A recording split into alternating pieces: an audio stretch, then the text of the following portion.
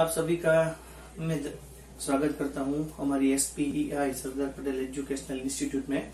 आज हम बात करने वाले हैं, हमें केमिस्ट्री के रिलेटेड बात करेंगे और मैं जो 11th स्टैंडर्ड में पढ़ाने वाला हूं वो चैप्टर की हम बात करेंगे।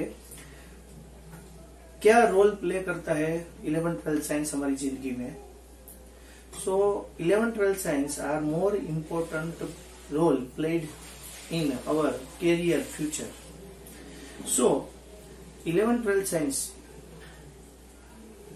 मोस्ट जो 2 ईयर का कोर्स है वो हमारी जिंदगी में बहुत मायने रखता है।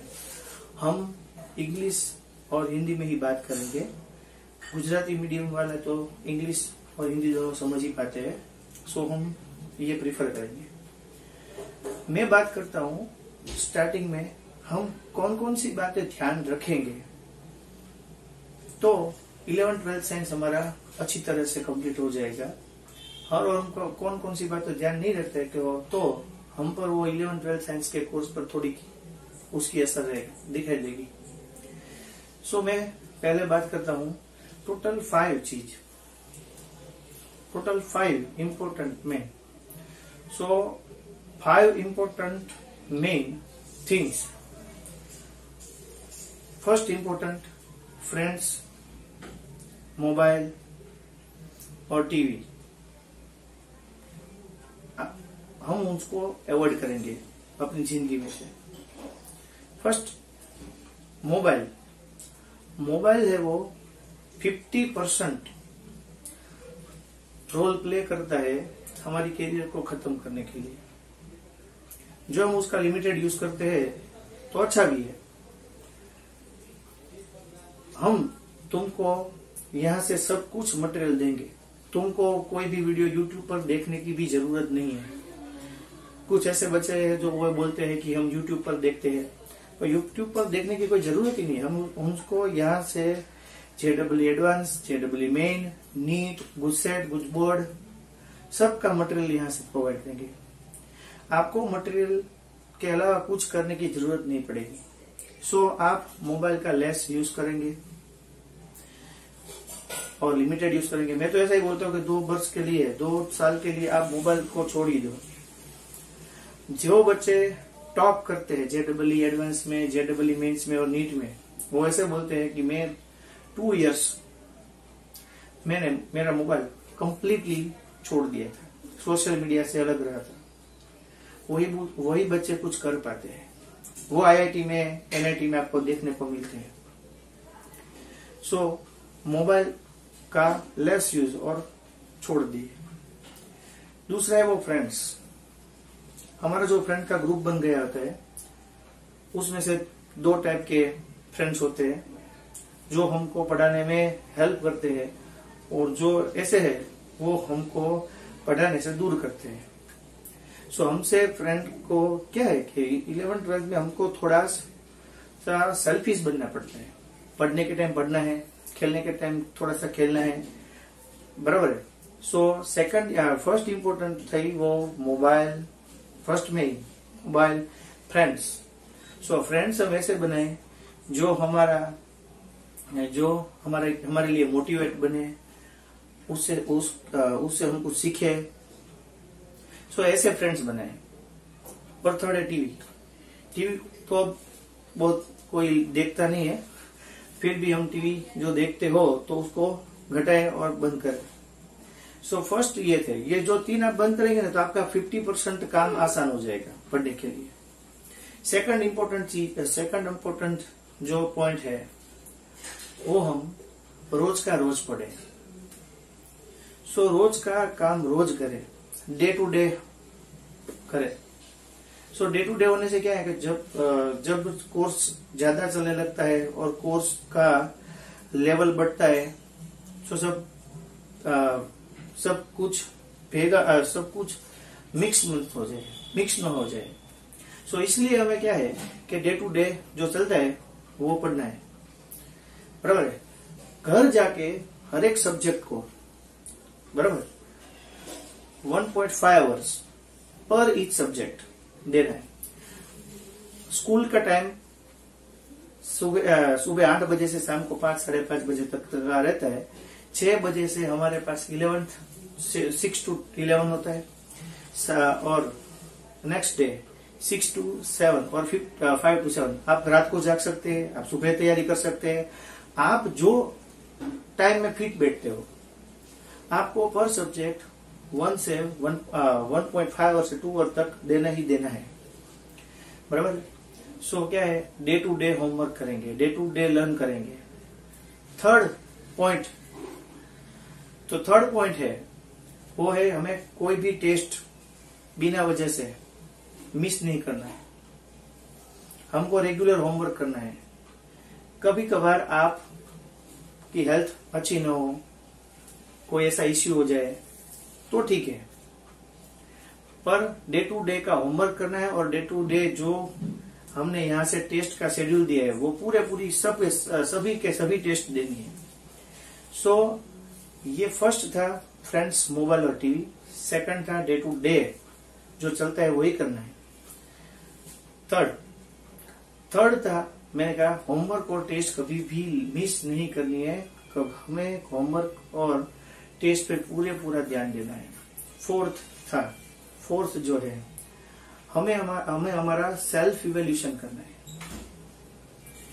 क्या है, यहाँ 15 दिन का टाइम है। 15 दिन के बाद यहाँ नीट होती है, JEE होती है।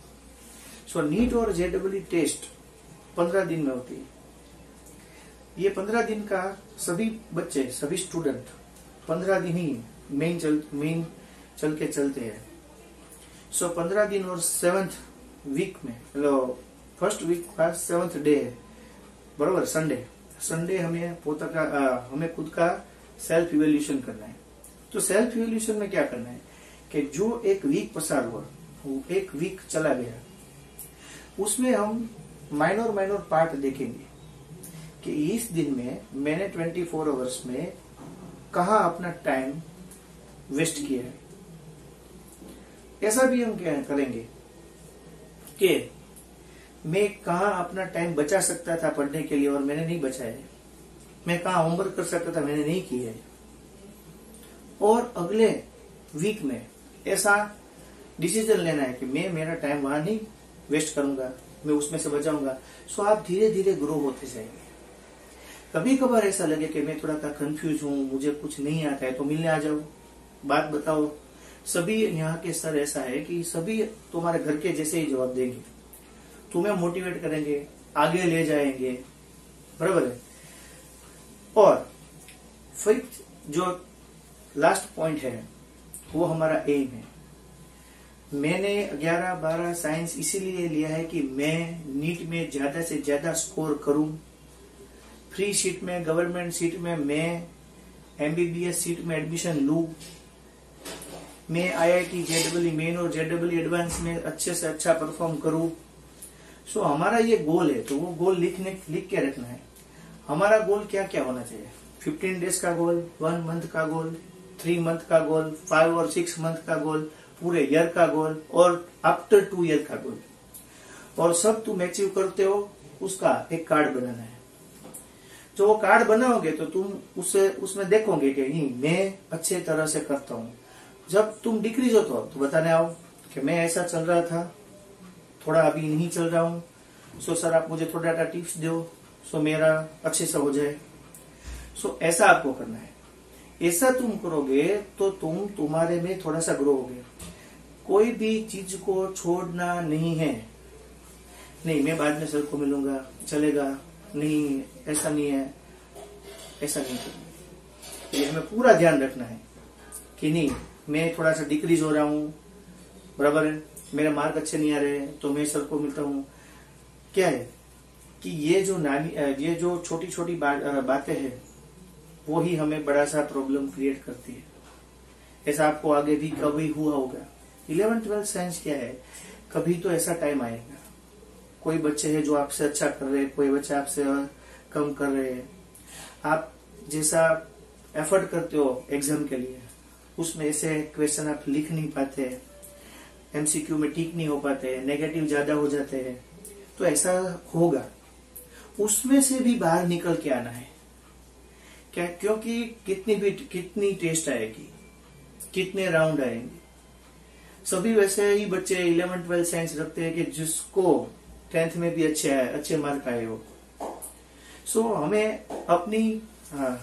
हमें दूसरों से कम नहीं समझना है अपने को। और मैं सबको क्लास में भी बताता हूं कि डोंट कॉम्पीट टू अदर्स, तुम खुद को कॉम्पीट करो। टेस्ट 720 का है, हाँ तो मैं पूरी 720 की तैयारी करूंगा। मेरा टेस्ट 360 का है तो मैं पूरी 360 की तैयारी करूंगा। और मैं देखूंगा कि मैं कहां तक पहुंचता हूं। मैं ऐसा नहीं करूंगा दूसरों को मार्क पूछता हूं, ये मैं इसे पूछो, इसको क्या आया। तो हमारे मन में क्या 2 प्रश्न आएंगे, 2 क्वेश्चन आएंगे।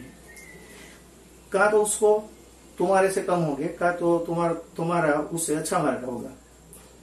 तो क्या होगा, कम हो गए तो मैं तो अच्छी कर रहा हूं तैयारी, दूसरे को तुम्हारे से ज्यादा मार्क हो गए तो आपको ऐसा लगेगा कि मैं तो कम तैयारी कर रहा हूं, उससे खुद ही डिप्रेस होंगे। सो ऐसा हमें नहीं करना है। Don't compete to others. So मैंने क्या 5 बातें बताई आपको। फ्रेंड्स, मोबाइल, टीवी से दूर रहेंगे, डे टू डे का काम करेंगे। थर्ड है वो होमवर्क और टेस्ट ठीक तरह से दोगे, कोई भी मिस नहीं करेंगे, उसमें भी अच्छे मार्क लाओगे। तुम्हारा क्या है वो एवरेज होता है कि नहीं, 25 मार्क का टेस्ट हो तो 20, 24। हम सेल्फ फाइनेंस स्कूल में पढ़ रहे हैं तो हमें तो ऐसा ही ध्यान ही रखना है कि हमारे मार्क्स कभी भी 70% से कम नहीं आने चाहिए। बराबर। फोर्थ क्या कि अपना वीक का 15 डेज का सेल्फ इवेल्यूशन करेंगे कि मैं कहाँ टाइम बिगाड़ रहा हूँ, टाइम मुझको बिगाड़ना नहीं चाहिए। बराबर। और लास्ट वाली चीज मैंने बताई कि मेरा एम फिक्स होना चाहिए, वो 7 डेज का हो, 15 डेज का हो। मेरे एक सर भी ये करते थे कि प्लान फॉर द नेक्स्ट। मैं जब दूसरे दिन जगू तब मेरा कल से ही प्लान फिक्स होना चाहिए कि मैं ये समय यही करूंगा, उसके सिवा कुछ नहीं करूंगा। बराबर है। सो मैंने ये बात बताई, उसको आप पूरे 2 साल तक याद रखोगे तो आपका रिजल्ट ही कुछ और होगा। सो हम उस पर जाएंगे। अब मैं जो 11th में आपको जो चैप्टर्स पढ़ाने वाला हूँ, हमें थोड़ा चैप्टर्स ही डिवाइड कर लिए। सो मैं जो चैप्टर पढ़ाने वाला हूँ मैं उसको थोड़ा सा एक्सप्लेन करता हूँ। सो हम वो देखते हैं।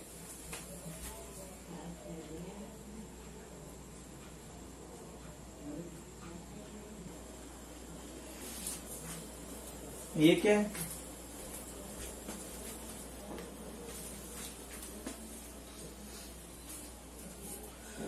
ये जो 5 चैप्टर्स है वो मैं तुम्हारा 11th साइंस में लूंगा। 11th साइंस में 2 पार्ट है। फर्स्ट पार्ट है 1 to 7 चैप्टर का, सेकंड पार्ट है 8 to 14 चैप्टर का। सेकंड पार्ट और फर्स्ट पार्ट में से मैं टोटल 5 चैप्टर्स लर्न कराऊंगा। 12th है उसमें भी 2 पार्ट है, 16 चैप्टर्स है। सो टोटल 30 चैप्टर हमारे 11th-12th साइंस में हमको पढ़ने हैं। ये मैंने थोड़ा सा एनालिसिस आपके सामने रखा है 2090 तक का। 2090 तक एटॉमिक स्ट्रक्चर्स चैप्टर, परमाणु का बंधारण। सो एटॉमिक स्ट्रक्चर जो चैप्टर है उसमें 69 क्वेश्चन पूरे 32 ईयर्स में पूछे गए हैं। सो ऐसा 2 क्वेश्चन तो मिनिमम आते ही आते हैं। पीरियोडिसिटी में एक तो आता है नीट में, chemical bonding 103 most important chapter 11th के। ये तो है ही, क्योंकि मिनिमम 3 क्वेश्चन केमिकल बॉन्डिंग में से है। स्टेट्स ऑफ मैटर 1 और 2, रेडॉक्स रिएक्शन 1 और नहीं पूछा था, ऐसा भी है। बट ये चैप्टर है वो 12th के इलेक्ट्रोकेमिस्ट्री चैप्टर से रिलेटेड है, उसके 2 क्वेश्चन तो होते ही है। तो ये बेस है। क्या है कि 11th स्टैंडर्ड में पार्ट 1 है वो मोस्ट इंपोर्टेंट है, उसमें से मैं तुम्हारे 4 चैप्टर लूंगा। बराबर है। So part 1 is most important क्योंकि वो बेस है। ये आप देख सकते हैं एनालिसिस नीट का, ये है जेडब्ल्यू का।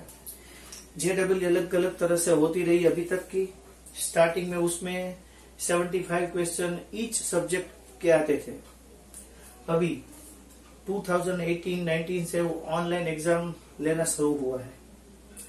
सो क्या है कि एग्जाम में जो क्वेश्चन पूछाते वो थोड़े से अलग अलग टाइप का होता है।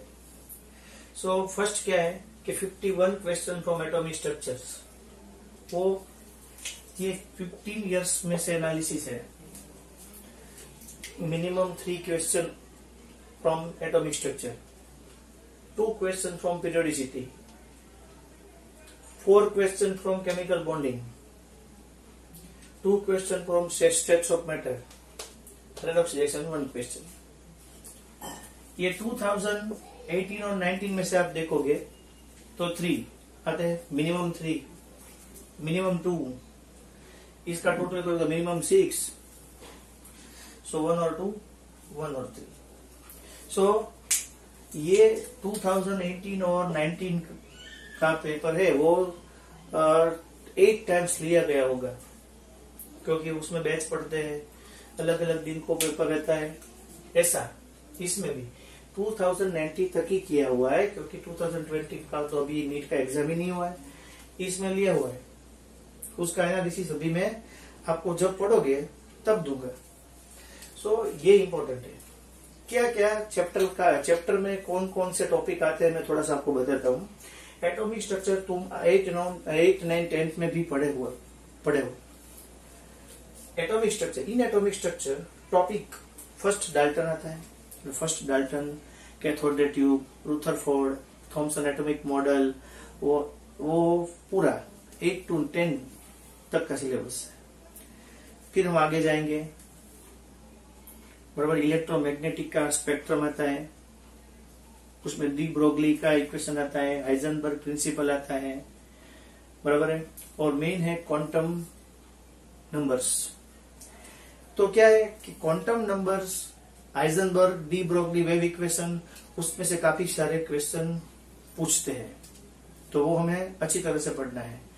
क्या है कि एटॉमिक स्ट्रक्चर, एटम का स्ट्रक्चर ही नहीं मालूम, तो हम कैसे स्ट्रक्चर पर पहुंचते हैं ये देखना है। सभी ने अलग अलग प्रेडिक्ट किया है। पहले वेव मैकेनिक्स था, फिर हम आएंगे क्वांटम मैकेनिक्स की ओर। पीरियोडिसिटी जो चैप्टर है वो पूरा आपको थोड़ा सा वो हम पढ़ेंगे, पर थोड़ा सा आपको 10th के 5th चैप्टर में आया था। और डोब्रेनर का ट्रायड्स लॉ, बराबर है। मेंडलीफ का periodic table, new periodic table, वो तो है ही, बट इसमें डिटेल में हम जाएंगे इन ionic radii, atomic radii, electron affinity और इलेक्ट्रॉन गेन एंथैल्पी और इलेक्ट्रोनेगेटिविटी। हमको ये चैप्टर में क्या पूछते हैं, असेंडिंग और डिसेंडिंग ऑर्डर, वो ज्यादा पूछते हैं, तो उससे रिलेटेड ही क्वेश्चन बहुत आते हैं। और आगे का थोड़ा पार्ट है उसमें से भी आता है, OSPDF ब्लॉक आएंगे। आप पूरा 12th कंप्लीट करोगे तब आपको पूरा पीरियोडिक टेबल आता होगा, जो मैं सिखाऊं तुम ऐसे सीखोगे तो। आगे केमिकल बॉन्डिंग। सो केमिकल बॉन्डिंग चैप्टर है, वो बहुत इंपॉर्टेंट है। उसमें हाइब्रिडाइजेशन आता है, कोसेल लुईस पोस्टुलेट आते हैं, बराबर है। VSEPR रूल आता है, और VBT और MOT, वैलेंस बॉन्ड थियरी और मोलिकुलर ऑर्बिटल थियरी, ये सब बोला। उस सब में से क्वेश्चन आते हैं, हाइब्रिडाइजेशन के रिलेटेड आते हैं, VBT और MOT के रिलेटेड आते हैं, वही सबसे ज्यादा पूछते हैं। स्टेट्स ऑफ मैटर, तो स्टेट्स ऑफ मैटर में सब टाइप के लॉ है, Boyle's law, Charles law, Gay Lussac's law, Avogadro's law, combined gas law, ideal gas law, ideal gas equation, बराबर है। और van der Waals equation of force, Graham diffusion law, और last में आता है क्या, स्टेट्स ऑफ मैटर। स्टेट्स कितने होते हैं, 3, टोटल 5, बराबर। सॉलिड, गैस, लिक्विड और प्लाज्मा और BC, उसमें से हम 3 आते हैं। 3 में से हम यहाँ 2 सीखेंगे स्टेट्स ऑफ मैटर में, लिक्विड और गैसियस। सबसे ज्यादा आता है गैसियस सीखने का, फिर आता है लिक्विड, और स्टेट्स ऑफ मैटर में सॉलिड आता है। तो सॉलिड तो अलग ही चैप्टर है, 12th का first chapter. So states of matter में इस तरह से सारे लॉ आते हैं। पूरा सम रिलेटेड चैप्टर है, बराबर है। और लिक्विड के थोड़े लिक्विड है उसका विस्कोसिटी और सरफेस टेंशन आता है सीखने के लिए। रेडॉक्स रिएक्शन, रिडक्शन और oxidation, reduction agent, oxidation agent, oxidation number को फाइंड करने के सम आते हैं। और 2 टाइप्स की रिएक्शन होती है। तो 2 टाइप की रिएक्शन होती है, ऑक्सीडेशन नंबर रिडक्शन होती है और हाफ रिडक्शन हाफ रिएक्शन होती है। सो वो सीखेंगे तो रेडॉक्स भी आ जाएगा। सो ये हम सब सीखेंगे, अच्छी तरह से सीखेंगे। आपको कोई भी दिक्कत हो तो आप मुझे पढ़ते समय ही बताओगे, मैं आपको पूरा सॉल्व करने की गारंटी देता हूँ। बराबर है। अच्छे से पढ़ना है, हमें गोल को ध्यान पे रखना है, हमारा कैरियर अच्छी तरह से जाए, हम हमारा माँ बाप तुम्हारा स्कूल का सबका नाम रोशन करो। ऐसी आपसे सभी से गुजारिश है कि आप पूरे पढ़ाई में अभी से लग जाओ। आज मैंने इंट्रोडक्शन दिया, आज का कोई होमवर्क नहीं है।